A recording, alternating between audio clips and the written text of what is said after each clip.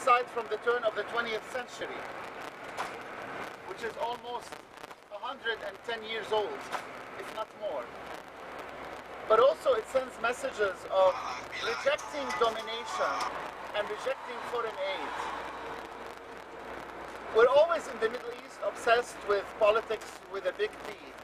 For example, Sultan Abdulhamid II resisting Zionist migration into Palestine.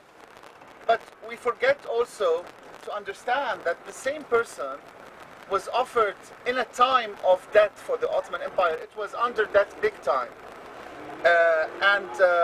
After the Tanzimat period, he was offered a lot of money to continue the railroad structures into Bilad al-Sham, which is like Syria, Jordan, and this part of the world, Lebanon and Palestine, and all the way into the Holy Land of the Hijaz. Of course, there was nothing called Saudi Arabia at that time. It's just the name of a family. But anyways, so he completely, and I think wisely, completely rejected all the foreign aid offers from Britain, from France, and decided for this to be a local regional project. So the donations came from all over the Islamic world, all the way from Morocco in the west to the Philippines in the east. And so the actual funding for the Hijaz Railroad line, which stretched all the way from Damascus onwards, southward to Medina and Mecca, and then also there were branches into Beirut and Jerusalem and Haifa, was completely funded through local mechanisms of funding. So it's a message against foreign domination, and it's a message against imperialism. So if anything, these are the lessons I can learn from that particular site in Amman. It talks about the circulation of global capital into cities like Amman, Beirut, Tunis, Qahira. Just a couple of months ago, not a couple of months ago, in February, I was in Rabat, Morocco, out of all places. And from the airport to the hotel, we passed through huge billboards, and it was like deja vu all over again. The same ones that I have, I mean, not literally the same ones, but almost the same ones that were put up in Abdali and in Limitless and all over the city. We're seen again with the same investors, Nakhil, Amar, and so on and so on. And it's what is the surplus capital doing in terms of investment in the city, in terms of creation of very exclusive urban environments, and also such as, for example, gated communities on the airport highway or other forms of exclusive environments. And the displacement it is actually creating in many ways. First of all, literal displacement of certain, for example, transportation hubs to the outskirts of the city, out of sight, out of mind, or creation of islands, very exclusive islands within the city itself. So instead of just East Amman and West Amman, we're going to have a lot of exclusive environments within each of the East and each of the West, which actually somehow promotes exclusive living, exclusive urban environments, and creates a larger gap, which is already there actually in the city.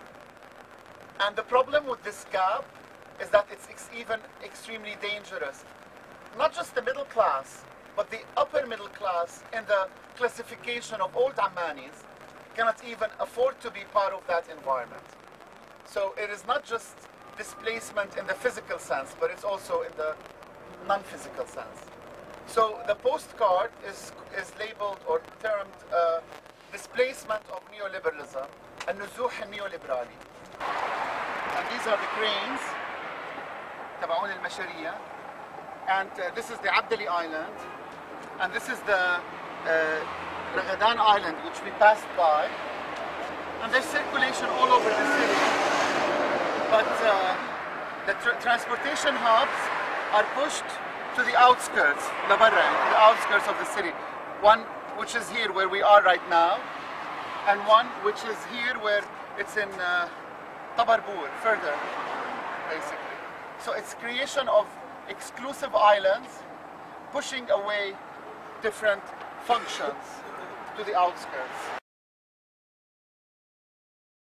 So this brings us to the last location we're going to visit, and the title of the postcard is Messages of Neoliberalism to the One-Dimensional, Non-Oppositional Society. I know that I am blaming the society to be one-dimensional, which is very bad, but at the same time, it's a cry to the society to be more aware of what's happening around them. Oppression today does not come, that's why it's non-oppositional society. Oppression today does not come always through military means or whatever. It can come through many other ways and many other means. And in that particular site we're going to right now, oppression is coming through the billboards of neoliberalism that used to be around the Abdel Issa. They removed them now. And these are billboards that talk to a very consumerist society. That's why I call it the one-dimensional society.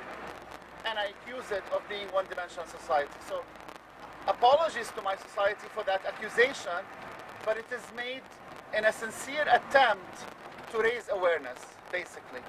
I want my society to be more aware. I want my society to be aware of what's really going around. These messages said, لنسكن المحبة, let the shopping begin, لنبدأ متعة التسوق.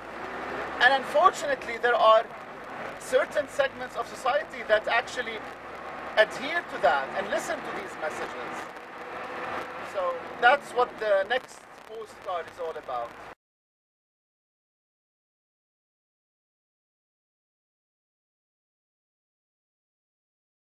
And this is an urban design studio that tries to send a message to the students that architects are not only responsible of creating icons in the city, they're also responsible of addressing the problems that the city is facing.